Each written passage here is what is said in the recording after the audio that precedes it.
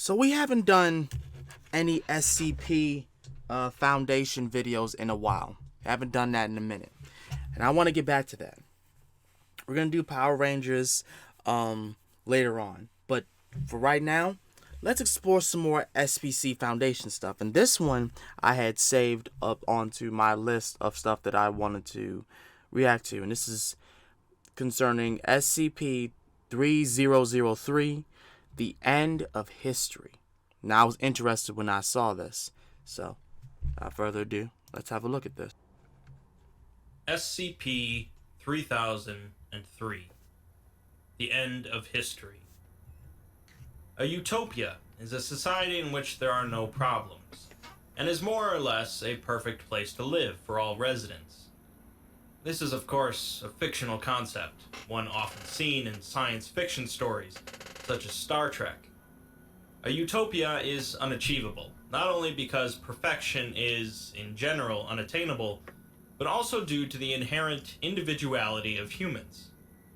If you could make everyone think and act the same way, you'd be on your way to creating some form of a perfect society. But you'd also lose what it means to be human. This is the concept we'll be looking at with SCP-3003, an alien world that blends some squicky body horror with a commentary on humanity. SCP-3003 is an Earth-sized planet, 208 light-years from Earth, orbiting a star similar to our Sun. There are 4 notable anomalies on this planet. The first is a beetle-like organism, referred to as Mars, that acts as a parasite in humans when infected with 3003-2. 3003-2 is a microorganism capable of infecting both the Mars as well as humans, and modifies the behavior of both.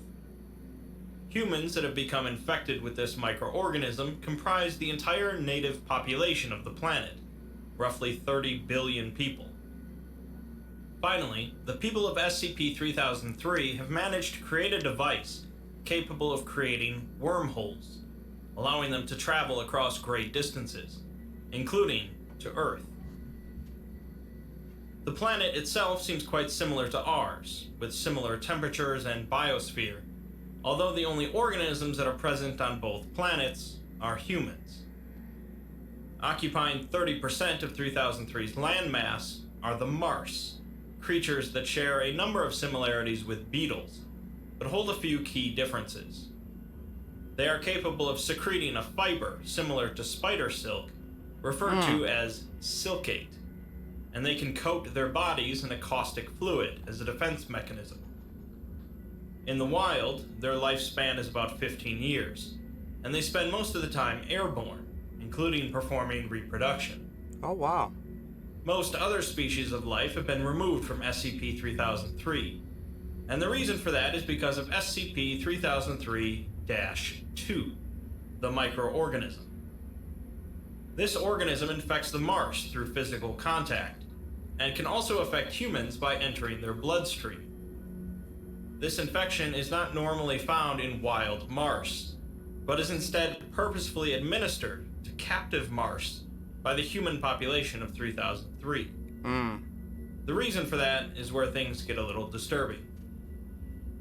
The microorganism changes the physiology and behavior of the Mars, causing them to develop a stinger on their heads. Come nightfall, they will then seek out the closest human and use the stinger to inject a paralyzing agent.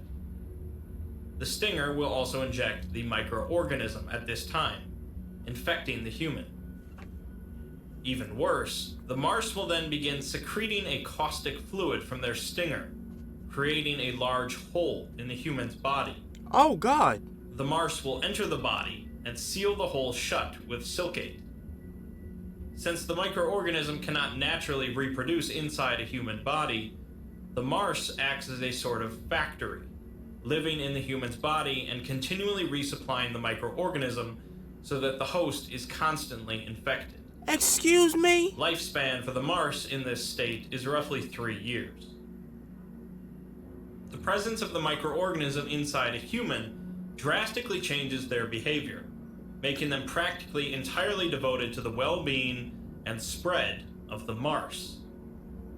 Infected humans, who I'll refer to as bug people for simplicity, will begin to primarily pursue any activity that they believe will benefit the Mars, including raising countless infected Mars in reservations across the planet, where they have plentiful food and no predators. Pleasurable activities will only be pursued if a bug person cannot perceive an action that would be beneficial to the Mars. Bug people's perspective on pleasure changes as well, as they react positively to any stimuli reminiscent of the Mars. This includes things that look, smell, sound, or feel like the Mars. Many parts of their cities are covered in a material that looks and feels like the skin of Mars, functioning as a form of public entertainment. So the Mars are taking over this Bug planet. people also exhibit hyper-rational behavior, each individual capable of reasoning through every course of action to decide which is most beneficial to the Mars. Bug people also rarely act on emotions, easily discarding them when new information is received. Due to centuries of systematic selective breeding amongst the bug people population, they possess roughly 35% of the genetic diversity of Earth humans. This selective breeding has been carried out to highlight traits that make a human the best possible host for the Mars, as well as overall health, minimizing genetic illnesses and disabilities, and a resistance to common diseases. The ruling committee of bug people are planning to introduce artificial genes into the population, which would reduce resource consumption, make them immune to any Earth-native pathogens, and increase their capacity for hosting Mars tenfold. Wow. If this plan goes through, the bug people would certainly become a distinct species from us. This sort of gene alteration is available to the bug people due to their highly advanced technology compared to our own. The bug people are capable of harnessing 1/10 of the energy that comes from their sun, which is incredibly impressive. Wow. Furthermore, while our planet consumes around half a zettajoule of energy every year, SCP-3003 consumes about 833 zettajoules every year. Beyond just their impressive solar technology, they have also developed quantum computers that can process massive amounts of data. The bug people use these quantum computers to devise and implement public policy, which in this case means calculating on a global scale what is best for the Mars. The bug people claim that they have developed true artificial intelligence using these computers, but they possess an extremely strong taboo against AI for reasons unknown. Any extensive questioning on the matter is met only with hostility. The taboo is so strong that, despite their advanced technology, they have refused to implement widespread automation, as well as introduce advanced robotics. The bug people cultivate only 13 different species of crops for food, each of them extensively genetically engineered for hardiness, disease tolerance, space efficiency, resource efficiency, and nutritional value. The bug people's space travel technology does not substantially exceed that of the Foundation's, and it seems they haven't put too much effort in moving beyond their solar system. They have, however, visited each of the other planets in their system numerous times. Oh, God. And have a small habitat on another planet. Their most impressive piece of technology, at least known to the Foundation, is a massive facility occupying 113 square kilometers in one of their polar regions. This facility is capable of creating wormholes between it and any other point in space. The creation of a wormhole requires approximately a zettajoule of energy, which, as I mentioned, is double our planet's current annual energy consumption, and they've been mostly using it to scout out planets that they think might be suitable for expansion. Of course, the bug people have their eyes on our planet, as we possess plenty of humans, and an atmosphere that would certainly be hospitable to the Mars. The Foundation believes that Earth would inevitably lose a war against the bug people, and so they've taken steps to prevent conflict. A mobile task force has been sent in to integrate themselves amongst the bug people in order to delay research, falsify information about Earth, and find out as much as they can about the wormhole device. The bug people have also sent over several researchers to Earth to learn more about our planet, and they are constantly monitored. The Foundation informed the bug people that Earth is currently contaminated by an unknown agent that renders Mars sterile, and also makes humans incapable of hosting Mars. The bug people are apparently completely foreign to the concept of deceit, as it has no place in their society, and so introduction of deceit to them in other ways is forbidden. Agents sent to SCP-3003 have uncovered a number of interesting tidbits relating to bug people society. Infected Mars first appeared on the planet around 500 years ago, and the first people they came across were a mundane mercantile society.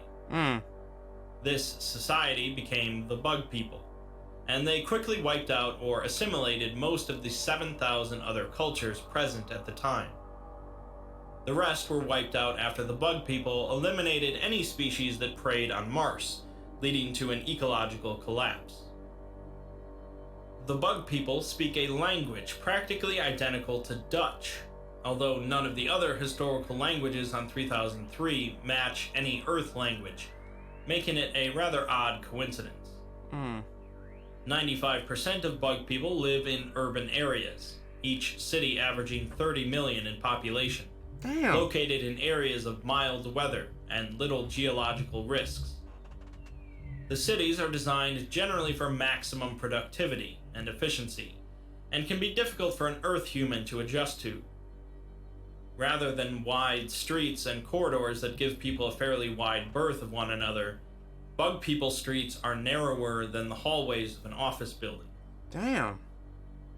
Young bug people are raised in groups of 100 to 300 by specialists, and they are first implanted with a Mars when they are between 15 and 18 months old. Additional Mars are added to the child's body as they grow, until the age of 17, at which point they are holding roughly 1 Mars for every 3 kilograms of body weight. Wow. Or 6.5 pounds. So it's more than just one. In other words, the average bug person contains perhaps a couple dozen of these beetle creatures inside of their bodies for the rest of their lives, as Mars are continually replaced as they die off. As you might expect, this isn't exactly healthy, and the bug people suffer from some medical issues as a result of this degree of infestation. These issues include inattentiveness, fatigue, and stress, and one of the Foundation doctors recalls a time when they accidentally tripped over a cable, at which point 2 bug people came over to escort them to a medical facility. The bug people are evaluated throughout their childhood to determine what assignment would be best for them when they reach proper age. Adults spend generally 10 hours per day working their jobs, with the rest of the time spent eating, sleeping, exercising, receiving education, or entertaining themselves. Right. Almost always with some stimuli relating to the Mars. Common entertainment activities include touching lumps produced by Mars infection, either on their own bodies or others, listening to audio recordings of Mars swarms, visiting Mars enclosures, or wrapping themselves in garments reminiscent of Mars skin. As mentioned earlier, the bug people use computers to analyze data which determine public policy, but there is also a ruling council which handles collecting and reading various reports in order to take care of any planet-wide situations for which the computers cannot account. Their decisions in these cases are publicly broadcast to the rest of the bug people, who comply of their own accord. Direct interaction between bug people is usually for the purpose of sharing useful info or coordinating activities, mostly within the context of a job. Despite the Foundation's efforts, they still have practically no information about reproduction amongst the bug people. Really? They refuse to talk about it or allude to it. The Foundation doctors overall refer to the bug people as overgrown, highly literate children, barely capable of small talk and pleasantries due to their focus on their utilitarian society. They can't even understand the concept of friendship, it seems, and their only real personality differences are just their different ways of loving Mars. One bug person will draw a Mars on their bedpost whenever one of theirs dies. Another will cut out Mars sacks from dead bodies to keep them. One will write fictionalized accounts of Mars living in the wild, and others might memorize sections of Mars's genetic code. Deviance from these normal practices on 3003 is very uncommon, and only occurs due to incomplete infection by the microorganism or some previously unidentified divergence in the brain. As soon as deviant behavior is detected, other bug people will restrain the deviant and bring them to the nearest facility for evaluation. When illness, old age, or deviance renders a bug person unable to contribute to society, they are taken in and their body tissues are used for transplants. What? This is apparently done while the subject is still alive, Oh leaving my them to God. die in unbearable pain during the process. Despite the fact that the bug people can grow organs in a lab, this is simply more efficient. The Foundation has assured the bug people that they are taking every effort to make Earth hospitable for the Mars. In reality, of course, they are constantly looking for a way to neutralize the threat of SCP-3003. No shit. And the O5 Council has approved of its neutralization as soon as the Foundation can come up with a good plan to do so. The ruling Council of 3003 have informed the Foundation that within 30 years, it will be capable of traveling to and terraforming other distant planets, Oh shit. at which point it will be practically impossible for the Foundation to fully contain the bug people. The final addendum is from a doctor stationed on SCP-3003 about an unusual incident with one of the bug people. Which The was? doctor was on an elevator with a bug person when it pulled a panel off of the wall and yanked some cords, causing the elevator to stop. It told the doctor that it wanted some alone time with her and didn't want to make a scene. What? Realizing that this was extremely uncommon behavior for a bug person, she asked what it was. The entity reveals that it is more or less its own SCP, something with a knack for adapting to new situations. It says that 500 years ago, it saw a two-legged species with limitless potential, and it made them its own. It basically is a hive mind that exists within the microorganisms. It then tells the doctor to give up their resistance, since it knows that Earth is not immune to the microorganisms or inhospitable to the Mars. When asked why Earth should submit, it goes on to say that it can free us from war and conflict, giving us all a single purpose. There is no violence, hate, deception, or scarcity in the bug people society, and each person is ecstatic about the value in their lives. The doctor retorts with what the bug people do to the old, the sickly, and the deviant, Right. and what they did to the other people on this planet, Because that's fucked and up. what they did to babies before they learned they had to wait a year before giving them Mars. It replies that it can change some things if need be, as it's flexible. But right now, the people of Earth have a choice to let it in or not. And in 30 years, they won't have that choice anymore. The doctor says that it will keep going and going, spreading its reach without end, and they are determined to stop it. It responds by saying that the point of this endeavor is to escape the end. And while the people of Earth try to protect themselves from their inevitable end, it is working to make sure that there is nothing that can come after it. In other words, it is the end. You might remember at the start that I said SCP-3003 blends squicky body horror with a commentary on humanity. Right. I'm sure the body horror aspect is fairly obvious now, but the commentary perhaps not. Essentially, the entire piece is a criticism of capitalism and colonialism, a Right. society fully stripped of its individuality and humanity. I'm not one that really enjoys allegorical notions in horror, But regardless of your feelings about the intent behind the SCP, it's still a somewhat disturbing article. It is.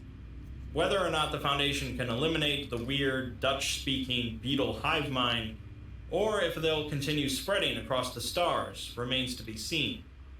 But ultimately, it's the similarities between our two planets that make SCP-3003 so unsettling.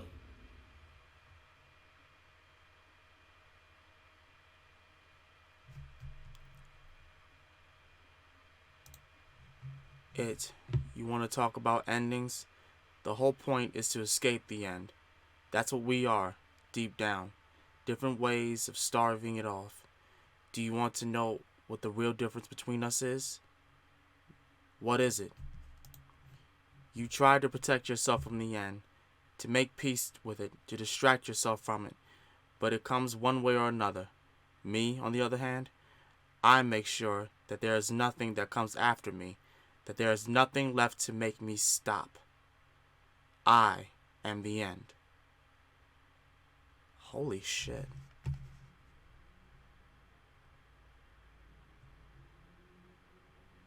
Damn. Well, that was interesting. That was very interesting. What if that did happen to us? Like, there was this anomaly, these creatures that could infiltrate humans from some other planet similar to ours, which is actually a thing. There is another planet that is bigger, that's like Earth, but it's bigger than this. But it's bigger than this Earth. It's 10 times bigger, and it consists of more water and less land. What if organisms like that exist on that planet, and maybe like 30 to 50 years down the line, they can come down and do that very thing, and it will be the end of just humans as we know it. Or I could be bullshitting and it could be wrong. But there is a planet that's up there. Go look it up. Just go on. You're on YouTube. Go look it up. Planets that you never knew about. I guarantee you, you're going to find it. Not even bullshitting you. With that being said, this was a good video. I love, and I love, talking about the SCPs.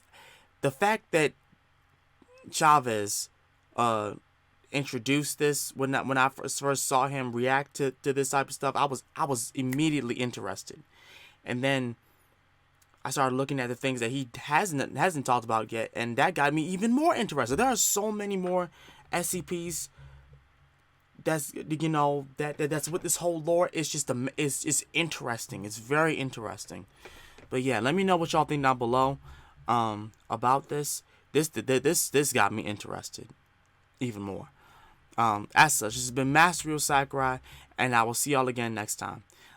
Like, comment, subscribe if you want to. Join the Sakurai clan today. I know I never say that, but I'm gonna start saying that within every video. I love y'all. Peace.